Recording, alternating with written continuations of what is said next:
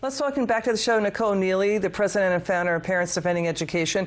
Nicole, this is a disturbing story. The school superintendent in Loudoun County, Virginia, he's Scott Ziegler, he was fired. A grand jury found the public schools, quote, failed students at every turn. They didn't keep them safe. They botched the probes into multiple sexual assaults in public schools. This is a terrifying story for parents.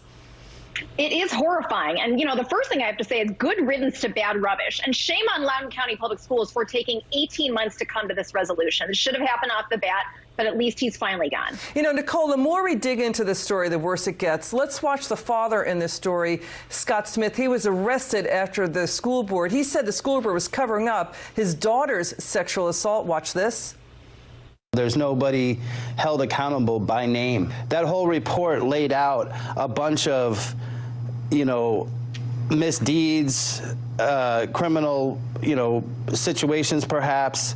And at the end of the report, we get 6 recommendations of things that they should do better next time. I hope that the grand jury's not done with their duty yet, and I hope that this has more teeth in it. Nicole, it's not good enough. This suspect was transferred to another school in the same district, assaulted another girl. He faces charges in both cases, but the grand jury condemned Scott Ziegler. He denied he knew anything about the first assault, claimed there were no records of the assault, when he emailed the school board the same day of the first assault, alerting them about it.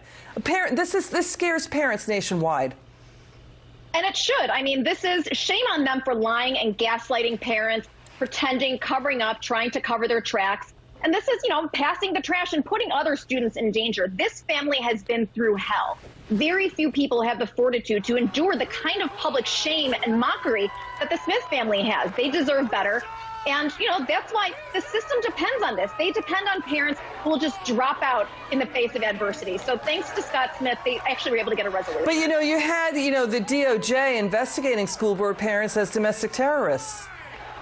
Absolutely. And let's not forget, the National School Board Association actually cited Scott Smith as a reason to invoke the Patriot Act against families.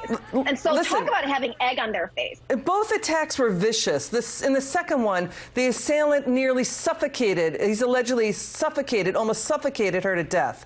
And then he sexually assaulted her. But then the DOJ is going to sick the FBI on them as domestic terrorists. The parents are upset about this. Your final word.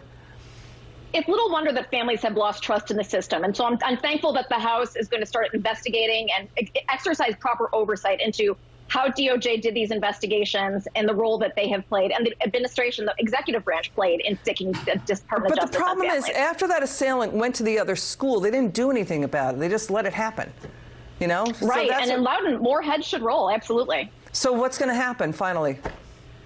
I think, the grand jury, and I think that, the family is going to continue to pursue justice. And certainly the district and families in the district are going to continue to agitate.